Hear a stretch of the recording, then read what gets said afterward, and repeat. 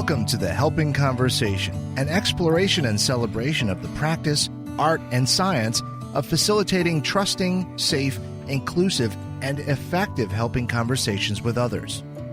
Recorded at RockVox Recording and Production Studios, Rochester, New York, mouth off at RockVox, rockvox.com. Having enjoyed an almost 40-year career facilitating his own authentic brand of the helping conversation, your host, Executive and Recovery Coach, Keith Greer.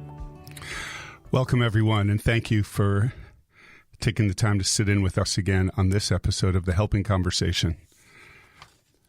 On our last episode, we invited into the studio Mary Lawley, who, if you had the chance to listen to that episode, she is a special education teacher in the Albany, New York area, and spoke eloquently about her work with that population of kid that just struggles finding success in public ed settings as we know it. And we know that's probably maybe 10, 15, sometimes 20% of the kids that just need something a little bit more, and had a wonderful conversation with Mary about the work that she does and the skills that she brings to creating her relationships with the students. Well, there's this other person who hangs out in public ed that is very much related to that group of people that make sure that kids have what they need when they walk into school. And boy, if there's not a great example of the needs for kids to have people in their corner, then right now, as students and their parents and their families are dealing with COVID, I don't know a more opportune time to highlight the guests that I am blessed to have with us today. So I want to share something this is from the website for the National Organization for School Social Workers. They talk about school social work as a specialized area of practice within the broad field of the social work profession. School social workers bring unique knowledge and skills to the school system and the students that they service.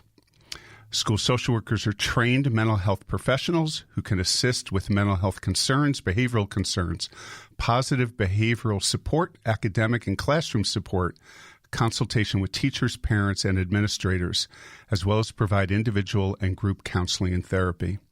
School social workers are instrumental in furthering the mission of the schools, which is to provide a setting for teaching, learning, and for attainment of competence and confidence.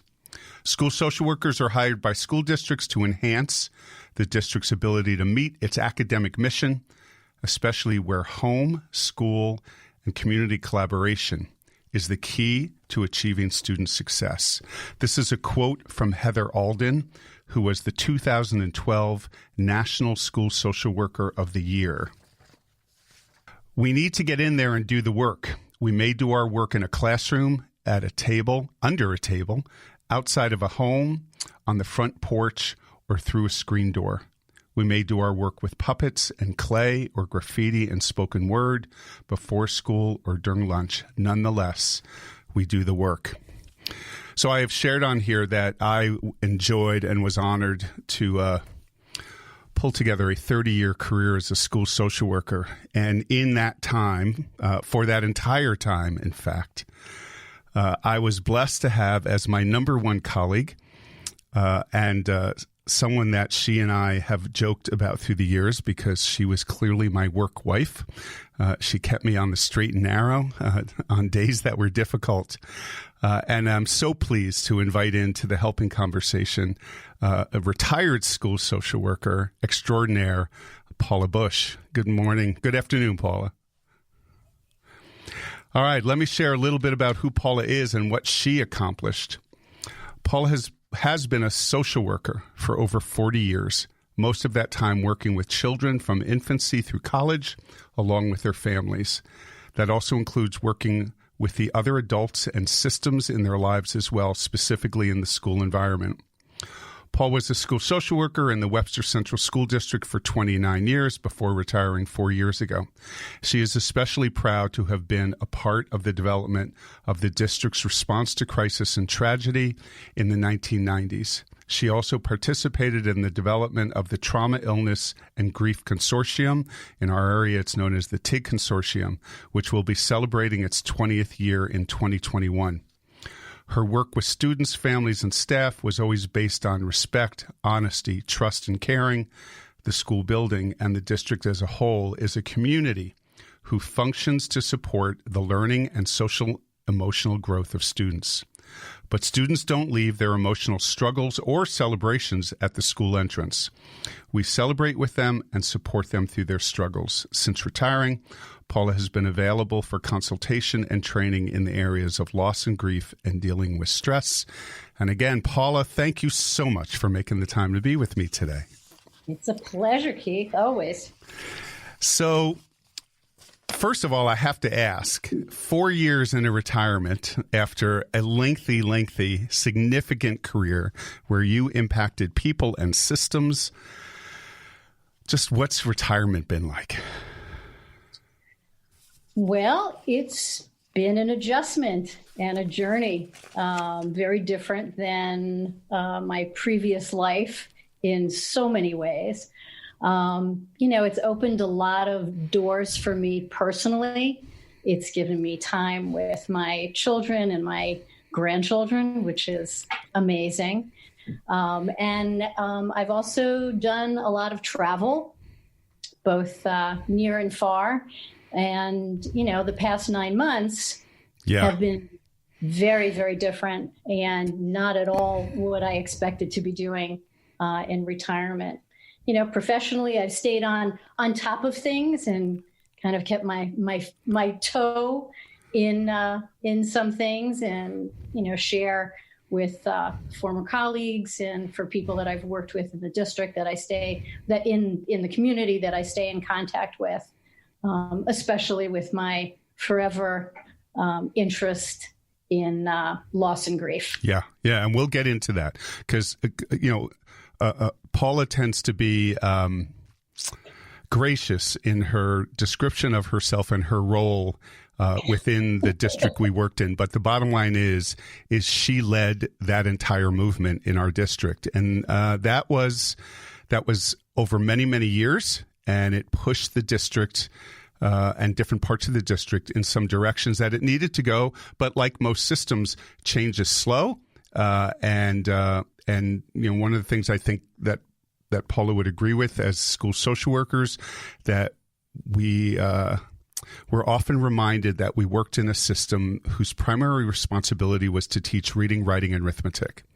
And that in some ways, as mental health people, we were almost visitors at time and really needed to teach the system about what we did and the value of what we did. And there was no one who was more direct, yet diplomatic and professional, much more so than I, at facilitating that conversation with some of the powers that needed to be in that conversation. So, Paula, fill us in a little bit. You've been doing this a really long time. Take us back to the beginning of your involvement in the helping professions. What got you there, and where did this entire 40-year career get started? We don't have enough time. When I started to think about that, I was like, well, how far back do I go? And actually, it came to me as I was cleaning out a box in the basement, because that's also another thing that you do during COVID and retirement is, start going through your stuff. And I had a book of poems that I had written. One of them went back to when it was 1972, the fall of my senior year of high school. And I was volunteering in a family friend who was a first grade teacher. And she invited me to come into her classroom and help out. And she had a special little boy that she wanted me to meet. And his name was Daniel. And I found this poem that I had written about Daniel, which I'm just going to read it to you. It's very brief. Daniel hits, talks, moves around all the time, falls, runs, throws things, his arms around me. And when I found that, I was like, this is perfect. Because I think that's really where my start was, where I thought, okay, there's something here, and maybe in my future, this may be where I find it. Right. But, it didn't happen right away. And I graduated high school early. I traveled cross country with my girlfriend. We were 17 years old, traveling across the country for a couple of months, much to our parents' chagrin. I'll bet. Came back and told my parents, who education was very, very important to them, that I didn't think I needed to go to college right away. Even though I had gotten in and had, been accepted, and put it off for about 6 months until I finally came back with my tail between my legs and said, I don't think I want to be working in this paperback book warehouse any longer. Right. Went to college, originally was an undecided major, then took an education course, had an amazing teacher who I think realized that education was not necessarily for me, pointed me in some different directions, and I got into social work at that point. I'm not even sure that when I got into social work, even doing my undergraduate work, that I had found my place. I was in a lot of different kinds of placements. My senior year, I had asked for a medical placement because I thought maybe that's the direction I wanted to go in. And instead, I was assigned to a Head Start center in the projects of Far Rockaway. That was an eye-opening experience for me. And I was surprised. I got pretty beat up, metaphorically, in that setting. Learned a lot, especially looking back at it now, but continued on. And things happened. Unfortunately, my mom died of breast cancer the year after I had gotten my master's in 1979. And I think that was a huge part of the loss and grief piece.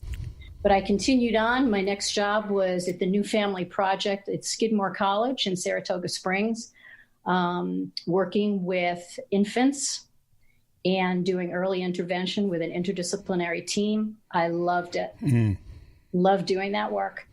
And then from there, actually, a teaching position opened at Skidmore, and I came on board as an assistant professor. Man, how old were you? You must have been really young then.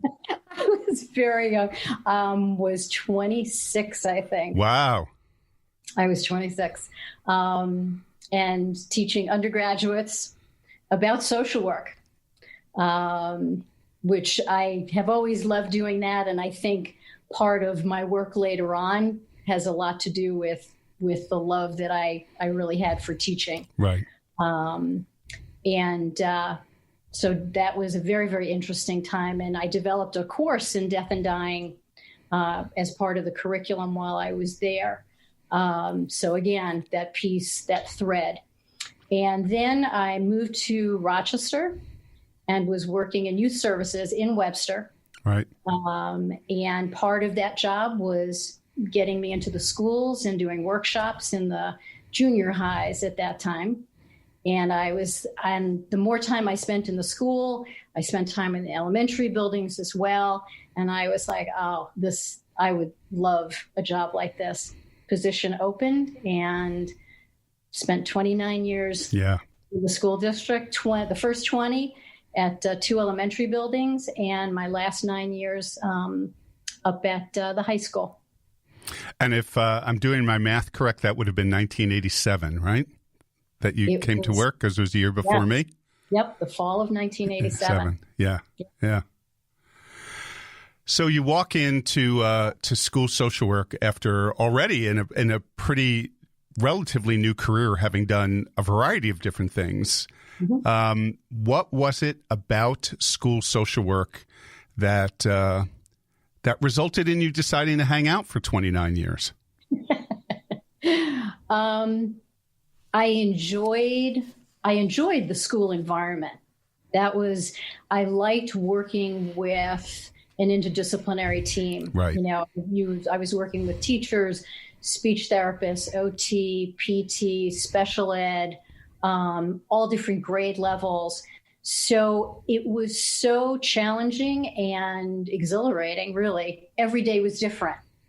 I found that the work that I did with kids really needed some getting used to because of trying to really figure out what my role was in the school setting, because it was very different than other places that I had been. But I actually really learned to enjoy it. And also, I think some of the times the systems create things, just by virtue of what the system is and what the system is supposed to do. Like you said, it is an educational setting. Right. I actually liked working in that setting. I was not someone who really thought of herself as purely someone who wanted to do therapy with kids or families and wanted to do that as a steady diet. But it also, in the school setting, that wasn't really exactly what was supposed to be going on. Right. So that worked well for what I wanted and was looking for me, and found that it was something I was good at. Right. So you've commented a couple of times already on being a part of an interdisciplinary team, and boy, I will agree with you on that. That's one of the cool parts of doing school social work is you are often in a room with other mental health people, teachers, administrators, other support people. And I think sometimes that people just take it for granted that anybody can function productively as a member of an interdisciplinary team. And I see nobody got to see that because this is an audio recording, but you just made a face. So what would you say from your experience, if someone is new listening to this, what are some skills, some mindsets that people need to have walking into that room to be a productive member of an interdisciplinary team? Patience. Because even if you have a lot of experience coming in and knowing how things are supposed to work, when you're coming into it and you're new, I would recommend listening.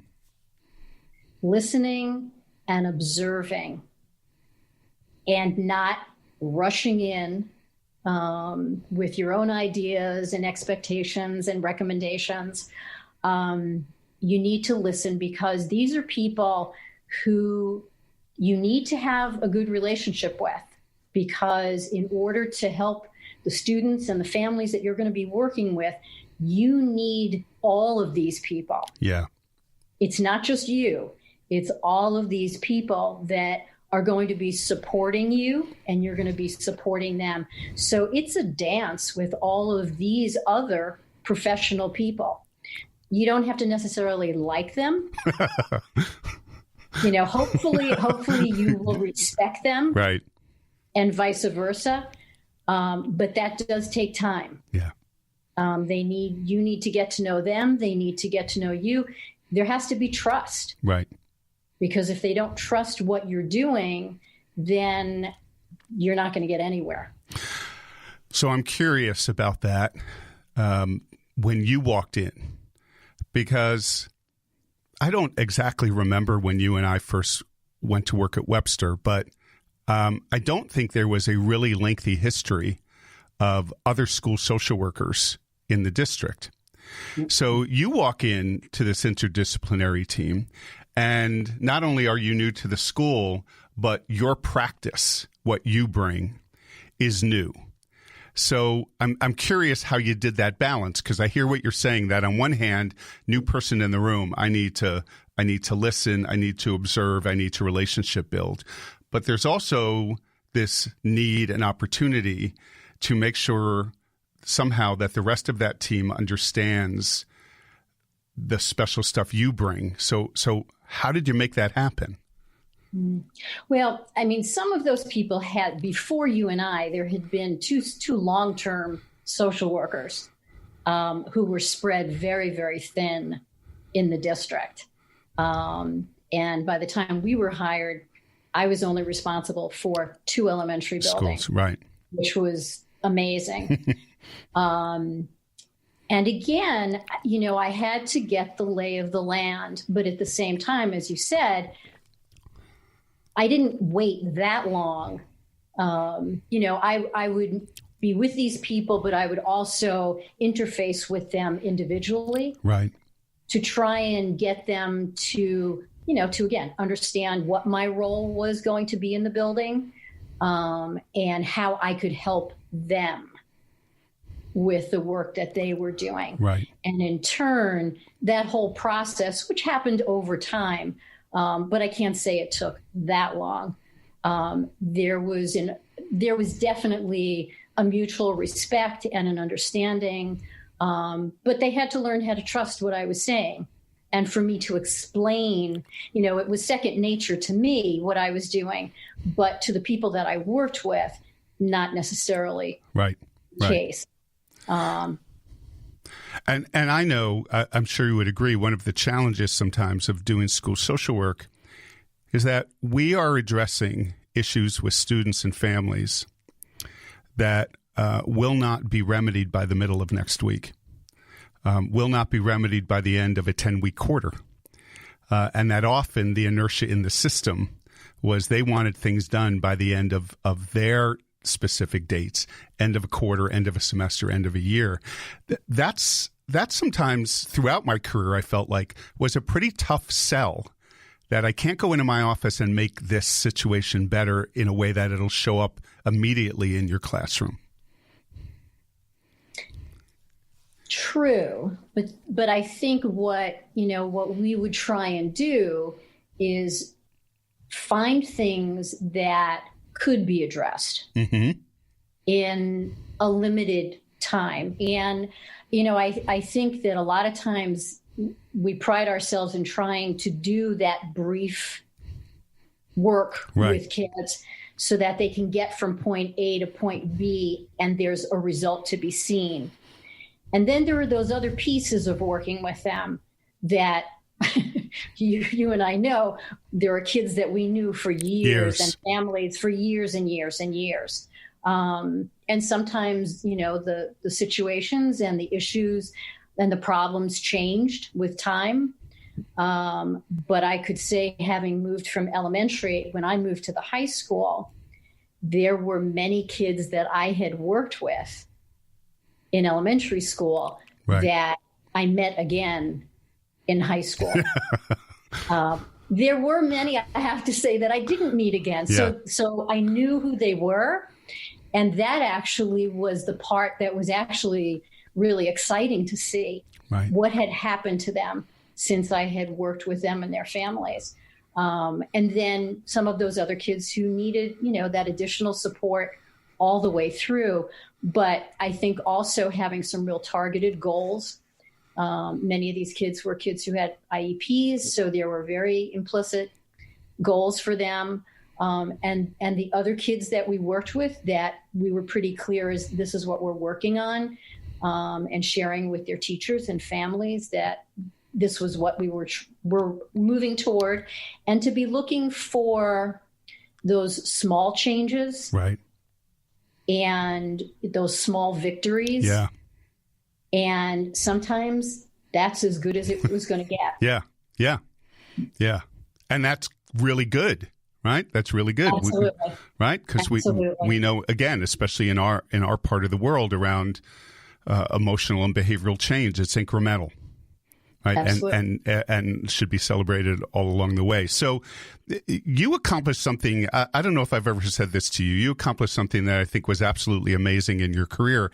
And that is that you spent a good deal of your career working with elementary school kids, which is a population of kids that people like me would say, Paula, you're more than welcome to work with those little guys. And then you came and spent, as you said, this last part of your career in high school, which you and I both know many of our colleagues don't want to touch that age group with a 10-foot pole. Mm-hmm. So I'm just curious, kind of in general, and maybe some places where there would be some difference. How did you go about starting to create that trusting, safe space in your work with students? Well, I think it's a lot of things. You've got to show up. You've got to be there. You've got to use the people who have the connections with the kids to help sometimes. I've had many people in high school who my relationship with the counselors was important. Very often it was having them bring a student to me. Right. Having a teacher bring a student to me. Those things happened a lot. The referrals coming in, yes, some kids would self-refer, but a lot of times it was either a student bringing another student, a teacher bringing the student, someone else, the counselors. Sometimes it would be, some of maybe they were on a sports team, so it might have been the coach.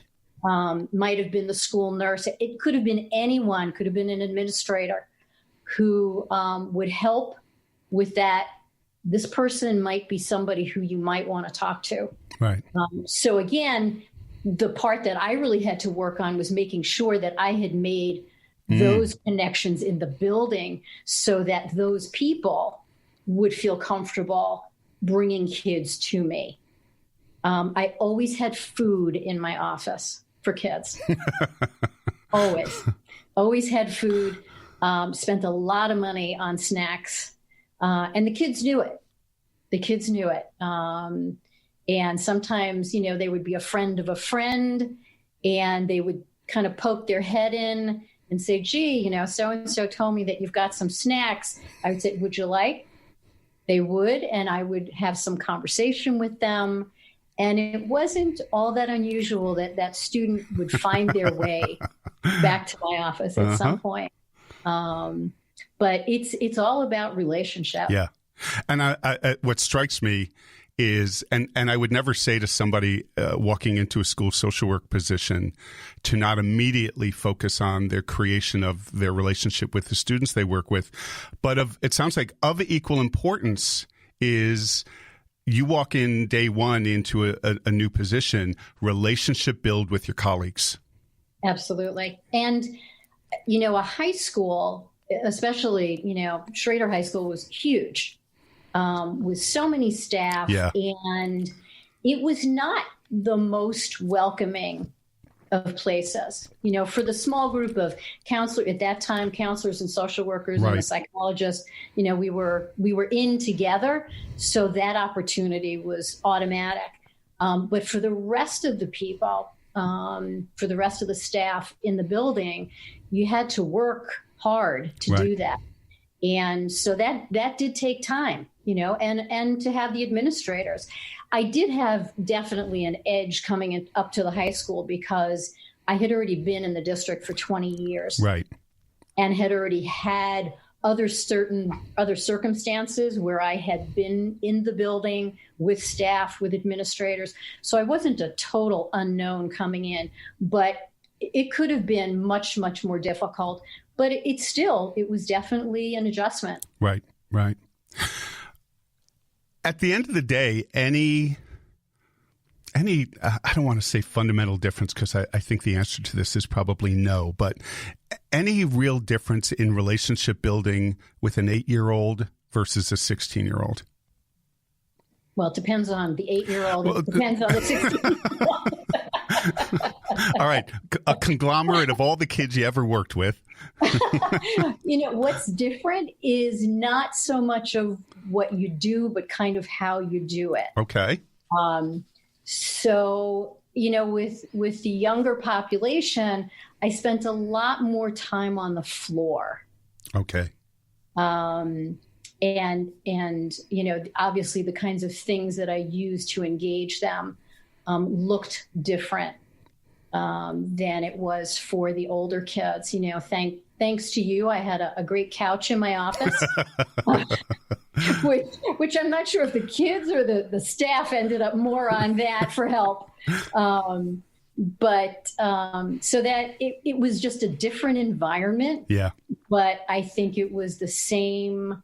I was not any different Right. with the 8-year-old as I was with the older kids. They're kids. They're kids. Would you say, though, any difference maybe between that, your stereotypical 8-year-old and your stereotypical 16-year-old, any difference in how quickly they would, again, in generally, come to trust you? The little kids were easier. Easier. Yeah. Much easier. I had to work a lot harder. Some of the older ones, they were tough nuts. Yeah. There were times where I was exhausted because it was hard. It was hard, but there was a reason why it was hard. Always. There was a reason, and that's where you have to be incredibly patient. Yeah. It's not easy work, and you don't always see the fruits of your labors. Sometimes never. Right. But yeah, the older kids, they're teenagers. Yeah. More hurt, more experience with not trusting adults. Right. Absolutely. Right. A few snacks in your room are just not going to make it for them like they might for an 8-year-old. Not quite the same, although actually the snacks, I didn't really have very many of the snacks for the little ones. It was for the older kids. The older kids. And for staff. Yeah.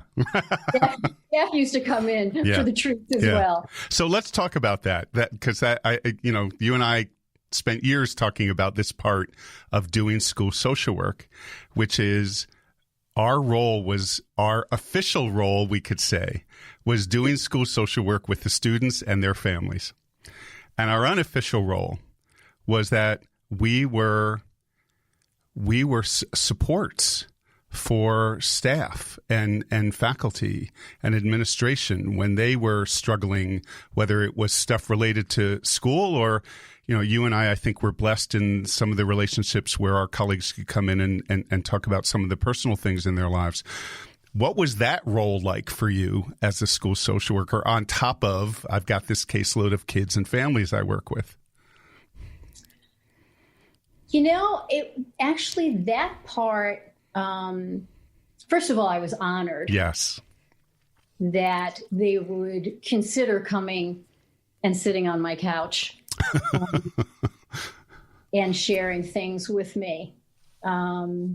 So I was honored about that.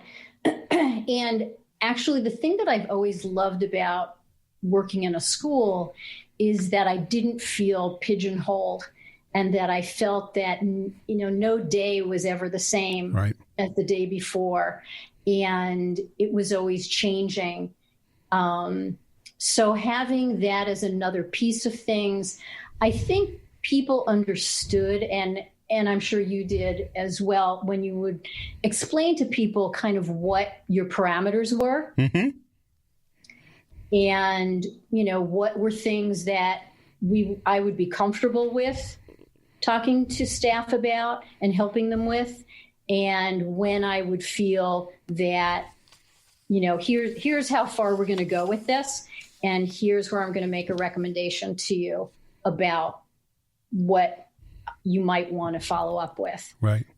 So I think teachers, I don't ever remember anyone questioning those boundaries. Right. And, wanting more than what was appropriate. Right. Under the circumstances. Right. But so it was the setting the boundaries, but it was just another piece of what I did. Yeah. Yeah. There were times when the administrators would come in, a lot of times, and unload. Yeah. Sometimes they just wanted somebody to listen. Right. Other times they were really looking for advice. Right. About how to handle situations. And we went through some really, really difficult times. Yes, we did. Yes, we did. Yeah. Yeah. Well, look, it's as you said, you were honored by it. It's a testament to who you were, who you are, and the relationships you built. Because, I know what was shared with me over the years, and there's some pretty vulnerable making stuff that gets shared with you by your colleagues, and that's a miraculous moment in many ways. That the people you work with would see whatever they see in you to say, you know what, I got this stuff going on in my life, or today just sucked and I need a place to go and talk. I'm going to go sit on Paula's couch. Yeah. Yeah. Yeah. I would agree. That was great. That was great. It was a very cool part of the gig. Yeah. So 20 years ago, you and I, I guess 20 years ago, because you said TIG is celebrating its 20th anniversary. Yeah, so 20 years ago, you and I and a bunch of other folks from our district sat in the first TIG, trauma, illness, and grief training in our area. It was the month after 9/11. Was it really? Mm-hmm. I do not remember that.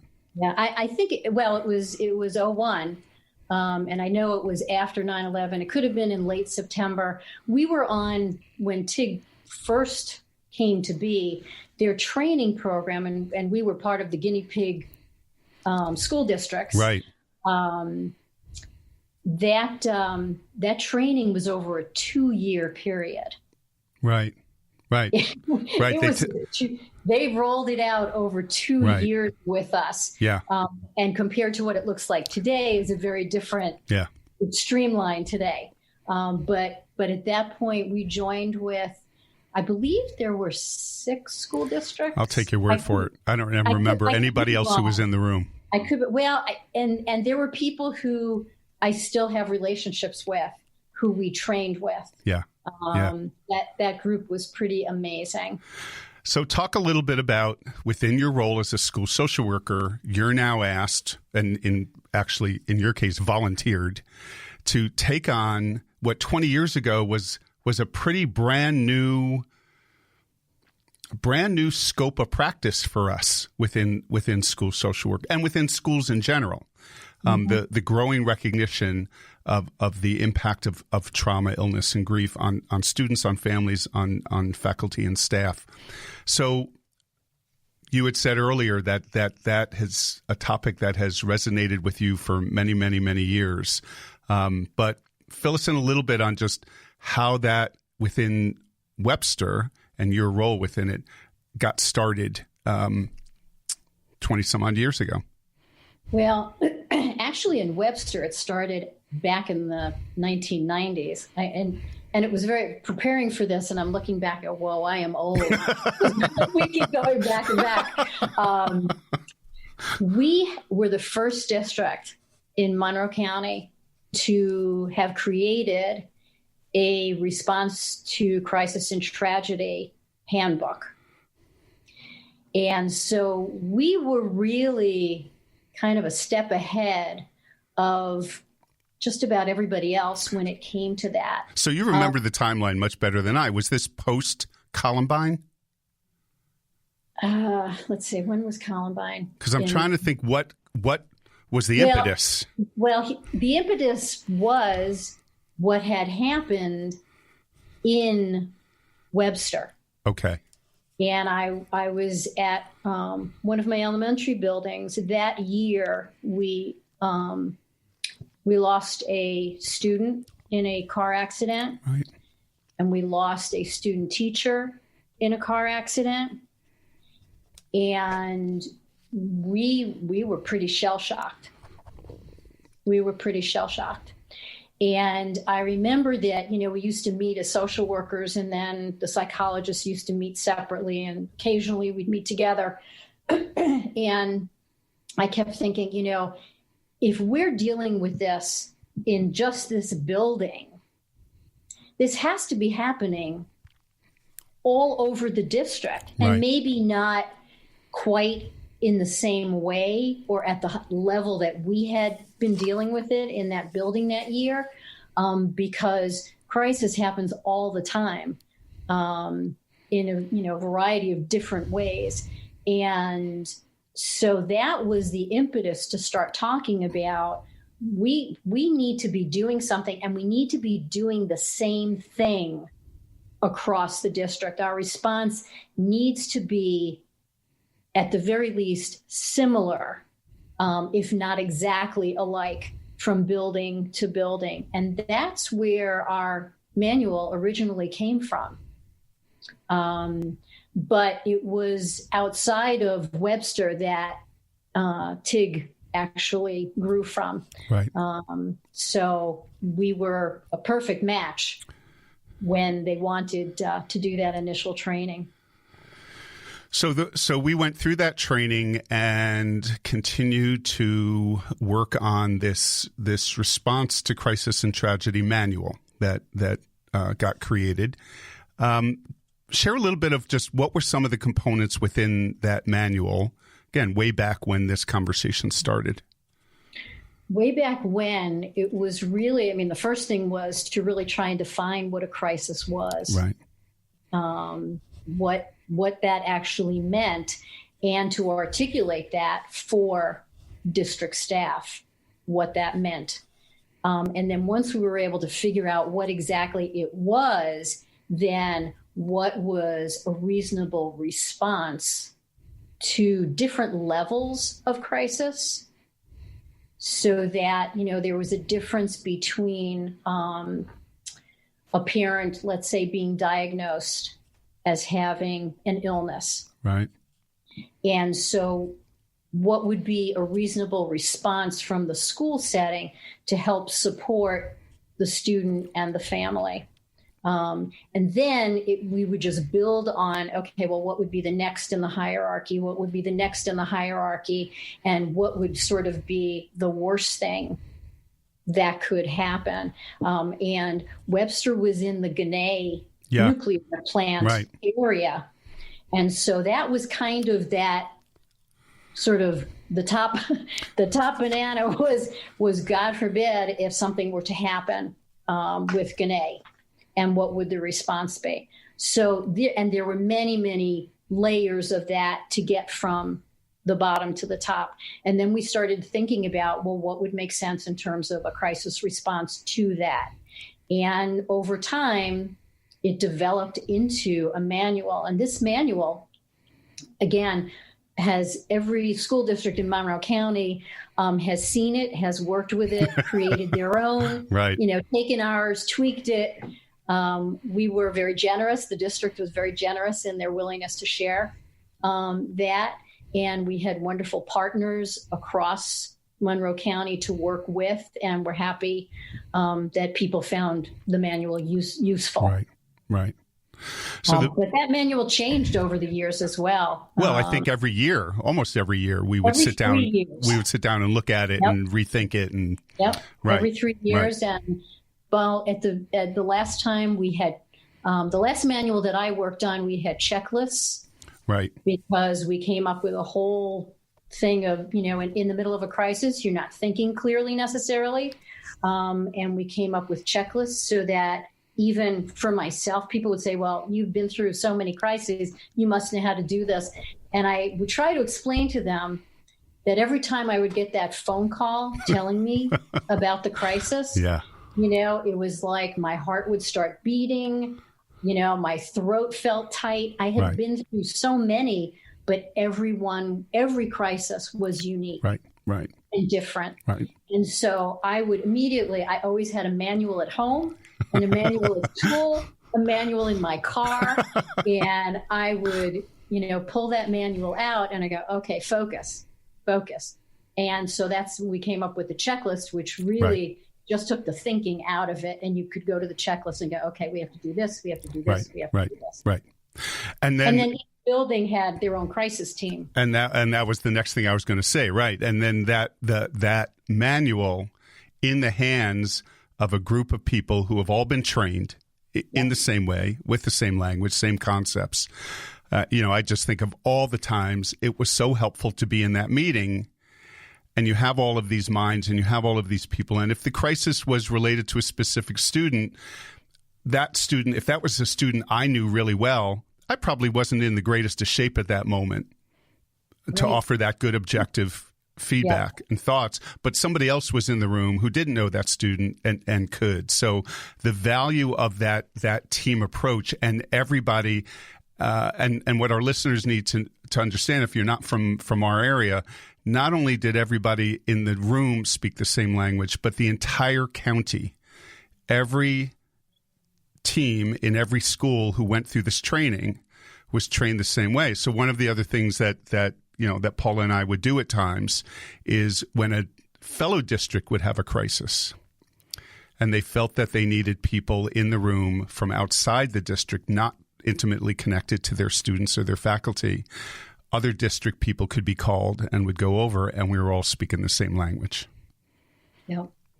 It's pretty amazing. And the fact that it has existed, continues to exist. I was actually, again, very honored. I had worked very, very closely with Elizabeth Meeker, now up at CCSI, who has just been a wonderful colleague and friend. And she and I presented at a conference up in Boston about TIG. Again, it wasn't even as wide out in the districts at that point as it is today, and even beyond Monroe County and beyond New York, the impact that it's had. So, just being able to meet with people that were like-minded from, just different situations, different environments, different school populations, but all wanting to do the right thing and to be responsible and be able to have something to help guide. Now, initially, the people that were trained were the social workers, psychologists, and we were allowed at that very first training to bring our school nurse along from the district. I think we were the only district that was allowed to do that. And now when you look at the makeup of the teams and what they look like, I had an opportunity. I did TIG training for the county for several years as well. And when I would come in, you would see superintendents of schools, principals, assistant principals. You had bus drivers, you had custodians, you had mental health people, you had teachers. So over the years that TIG grew, it encompassed so far beyond what ours started with, which was basically our mental health people. Right. And then our crisis teams really began to bloom and encompass so many other important people on the team. Yeah. I also like to think that one of the byproducts of the growth of the function of TIG teams in our schools over the years, and in concert with just a greater awareness within the larger world of mental health about the impact of trauma, is that it has guided us beyond those days when there was an actual crisis in a much more global way of thinking about the role of trauma in the lives of kids, and how it impacts them and how it impacts their learning.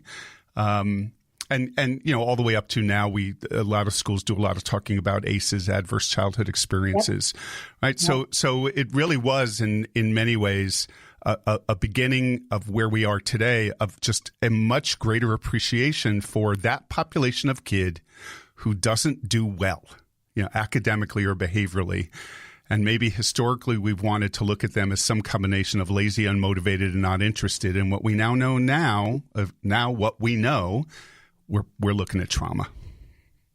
Well, I remember when we were looking at kids, this goes back a few years, and we were trying to figure out how do we try, when we know if a student has had a trauma, and I think we were really looking at a loss or a major loss, how can we track that? Because that information didn't always necessarily transfer with that child as they moved on to middle school and then on to high school. And, you'd be sitting with a student at high school, and had you known that information, that really would have been incredibly helpful. So we actually helped design a system for how to track that information and make sure that that information went with the child, regardless of what building they were in. And that I found was a wonderful, wonderful resource to have. Right. So when they showed up in high school, it wasn't like everything prior to high school was in a vacuum somewhere. Right. Exactly. Yep. Yeah. Well, certain things came through, but, typically when they're going to high school, you sometimes had the benefit of also talking with the people that worked with the student in middle school, but you didn't get necessarily the information from elementary school because that didn't show up on any of the notes that came through. Right. So that information was really, important to have. Right. Well, I'll tell you, when I think back over all of the years of TIG, and it's interesting that my immediate thought anytime TIG comes up, I go to this very horrendous experience we had one year, but it's in that experience where I am so thankful for having created this process, was the year that we had 3 students die by suicide in our building. And I just think if we did not have this, from everything from the manual to each other, to people outside of our building, outside of our district, I don't know how we would have survived that year. I don't know if you remember, we also had, we had someone come and debrief us. That year? Yes. Okay, I do not remember that. Yeah. Yes. And that was the first time that we had ever done that. And it was voluntary, as it always is. And we had a really good showing. And I remember that there were many more administrators sitting there willing to do this with us together. That was a horrendous year. I'll never forget that year. Yeah. Well, listen, before we move on to other topics beyond TIG, let me just say to you, Ms. Busch, that if I have anything to do with it before I take my last breath, the TIG manual, at least within Webster School District, will be renamed the Paula Busch TIG manual, because, and I know you're laughing at me, but I am very serious. That boat has sailed. I am very serious. You led this conversation in lots of different ways with your knowledge and your passion about this topic, and your diplomacy in pulling in a variety of different people and professions into this conversation. You were the one who would realize, you know what, it's time to relook at our book. It's we haven't had a conversation in a while. You didn't let this go. And I just want to personally and professionally thank you for being the person who I believe anywhere where Webster is at the moment in their use of the manual and of all things TIG is directly related to your work. Well, thank you. But there are many, many who go along with me on that journey who were equally, I mean, I just had the bigger voice. And it's I'm very proud of that, and actually, I'm just very, very happy that Webster still is doing the things that they're doing, right, and that the county and TIG has lasted as long, because sometimes, and we've seen it before, right, these initiatives come in and it's gung-ho and it's wonderful, and then they're gone in a certain amount of time. The fact that TIG is still here 20 years later is a testament to so many people. Yeah. Hard work and lots of tears. Yeah. Yeah. Oh my. Lots and lots of tears. It's also a wonderful example, I think, of how the specific helping conversation of social work is not just about in our office with the kid. Not just about our systems work with families, but it's bringing that system's eye to the larger system, whether it is our building or our district, or in this case, our county. That that's a very cool part of the work that we do, and a very specific skill set. It's one thing to, be really, really good at the work you do in your office, but to have the ability to take that general skill set and bring it to a much larger group or organization, it's a whole nother skill set, and it's a very unique brand of the helping conversation in and of itself. Absolutely. So in the name of our work always being strength-based, share with us a few of your strengths that you brought to your work as a school social worker. I'm so honest.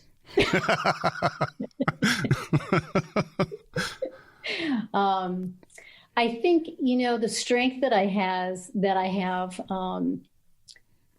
and I've just gotten a lot of feedback on it through the years, is that I'm a good listener. Yeah.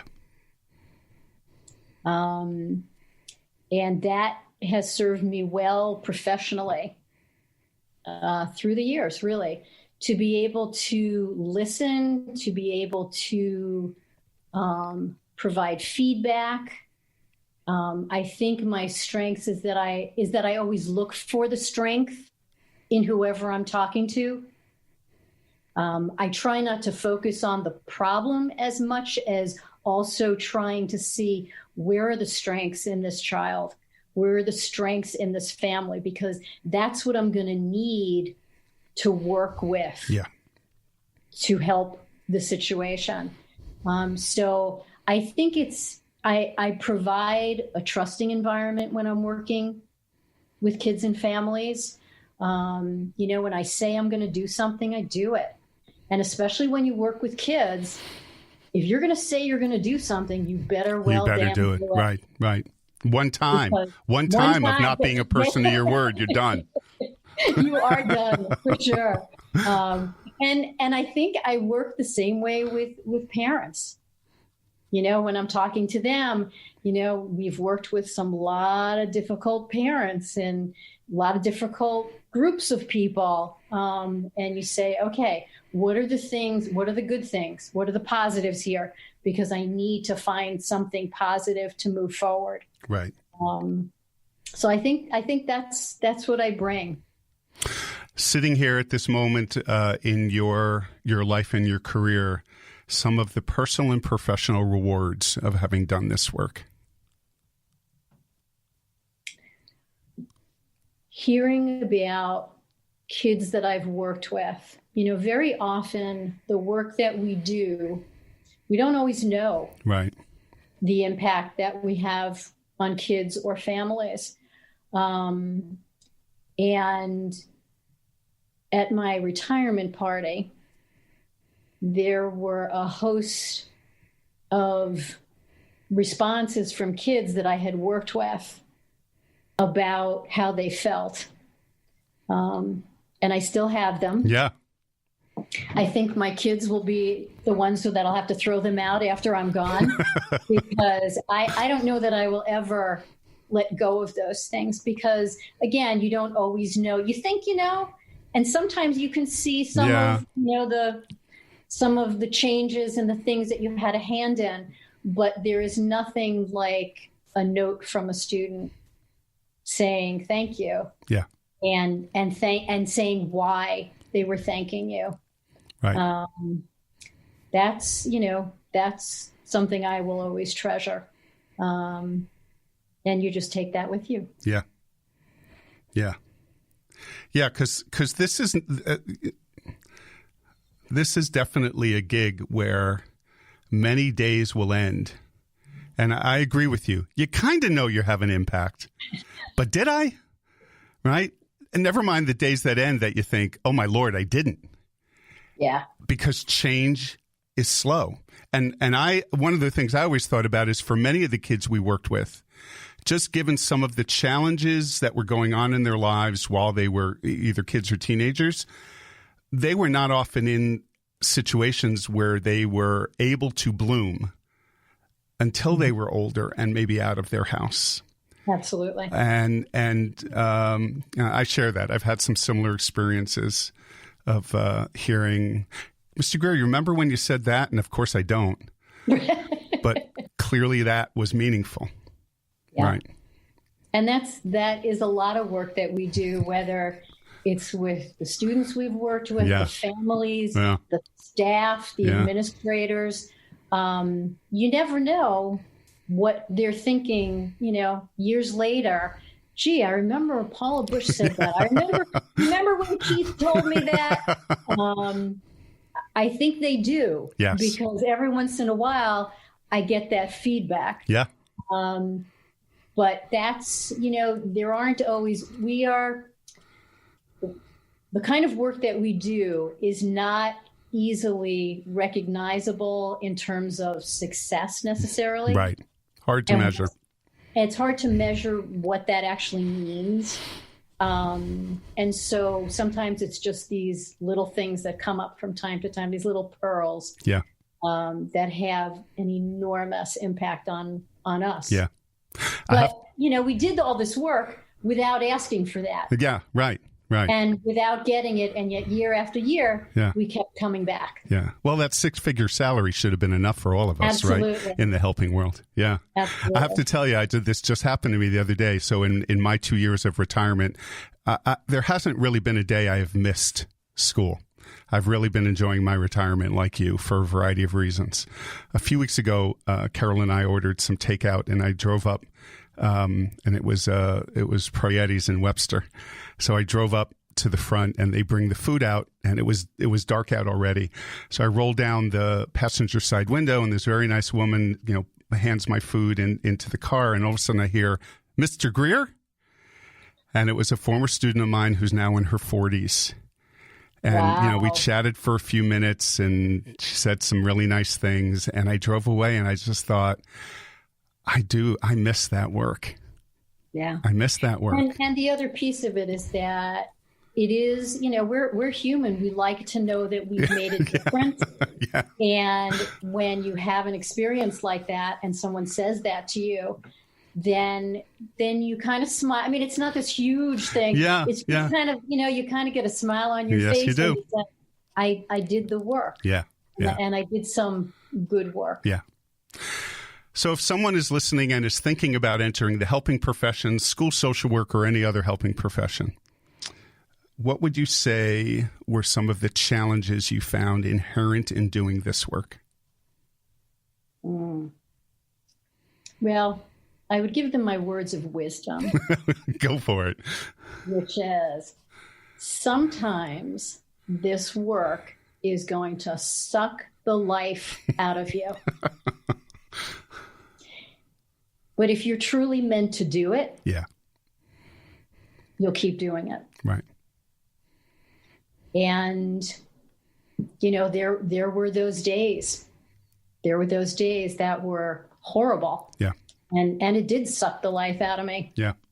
And, coming home, I was exhausted and thinking, how am I ever going to have any energy for my own family after a day or days like this?